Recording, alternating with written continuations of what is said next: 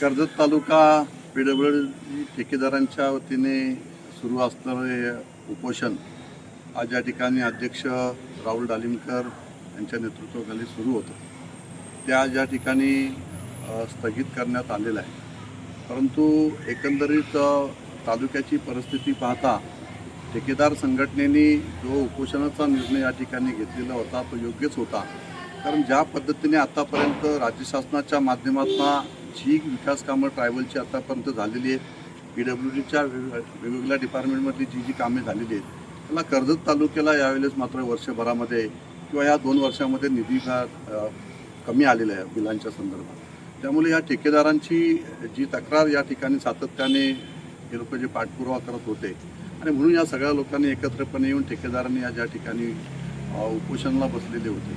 परंतु राज्य शासनाची सध्याची परिस्थिती अतिशय हलाखीची आहे.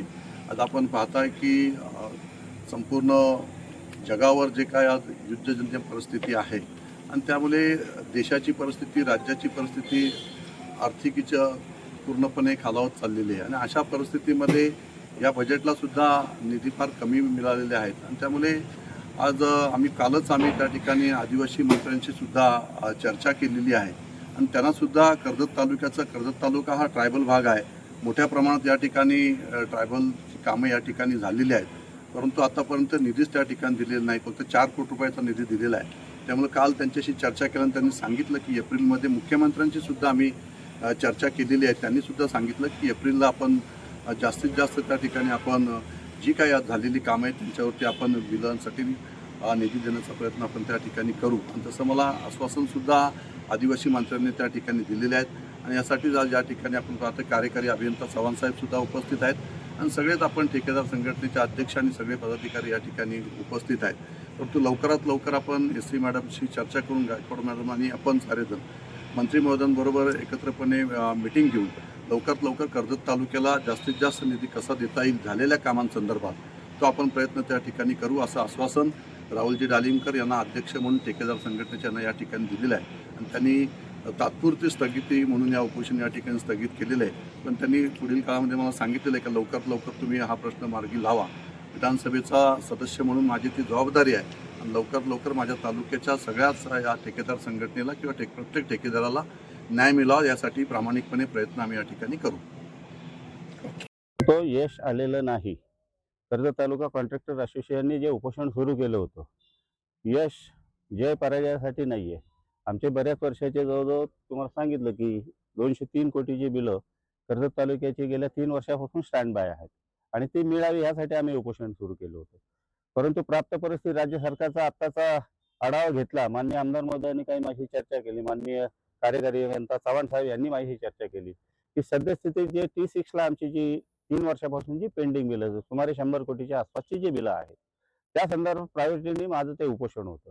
परंतु राज्य सरकारची परिस्थिती पाहता राज्य सरकारकडे असलेला निधी सध्या प्राप्त परिस्थिती लूज असल्यामुळे जे काही पैसे दिले होते 240 कोटी रुपये राज्याला दिले होते. येणं आमचं सुमारे T6ला जवळजवळ 10,000 कोटीच्या आसपास आहे आणि सरकारने 204 कोटी रुपये 240 कोटी रुपये त्या T6 म्हणजे आदिवासी विकासासाठी दिले होते. त्याच्यातला काही निधी रायगडला आला, पण ज्या प्रमाणात यायला पाहिजे होता त्या प्रमाणात तो आलेला नाही. फक्त 4च कोटी आले आणि 4 कोटीपैकी खालापूर तालुक्याला 70-80 लाख रुपये मिळालेत आणि 3 वर्षापासून कर्जत तालुका जो प्रायोरिटी 65% जो कर्जत तालुका आहे तो आदिवासी विभाग आपल्याकडे आहे आणि 3 वर्षापासून त्या भागाला निधी आलेला नाहीये.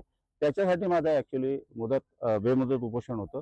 परंतु यांनी काही अधिकारी आणि आमदार साहेब स्वतः विधिमंडळात असल्यामुळे सध्याची सरकारची स्थिती त्यांना माहिती आहे. त्यामुळे त्यांनी माझ्याशी डिस्कशन केलं आणि मी सांगितलं साहेब तुम्ही तुमच्या आणि चव्हाण साहेबांच्या याच्या खात्यात मी उपोषण सोडणार नाही, मी स्थगित करतो. 3 महिन्यानंतर जे येणारी पुढचं बजेट आहे त्या बजेटमध्ये जर तुम्ही प्रोव्हिजन केली नाही तर त्याच तिकिटावरती पुन्हा मी खेळ सुरू करणार आहे. मात्र मग तेव्हा कोणी आलं तर मी माघार घेणार नाही हे त्यांना मी सांगितलेलं आहे. त्यांच्या विनंतीला माननीय आमदार महोदय आहेत, माननीय कार्यकारी अभियंता म्हणजे आमचे उपविभागीय अधिकारी हे सगळेच आणि आमचे ठेकेदार सर्व ठेकेदार माझी शक्ती आहे, ताकद आहे आणि त्यांनी मला सांगितल्यामुळे मी बेमुदत उपोषण सुरू केलं होतं. त्यांनीच मला सांगितलं की साहेब की सध्या परिस्थिती पाहता देशामध्ये युद्धजन्य परिस्थिती देशामध्ये नाहीये पण परदेशामध्ये इराण, इस्रायल आणि इराक आणि अमेरिका हे जे युद्ध चालले आणि युद्धाचा परिणाम पेट्रोल डिझेलवर मोठ्या प्रमाणात होत असल्यामुळे त्याचा परिणाम देशावरती देशाचा परिणाम राज्यावरती होतोय आणि ती स्थिती बघून मी हे उपोषण स्थगित केलेलं आहे, असं हे मी ठेकेदार संघटनेच्या वतीने जाहीर सांगतो.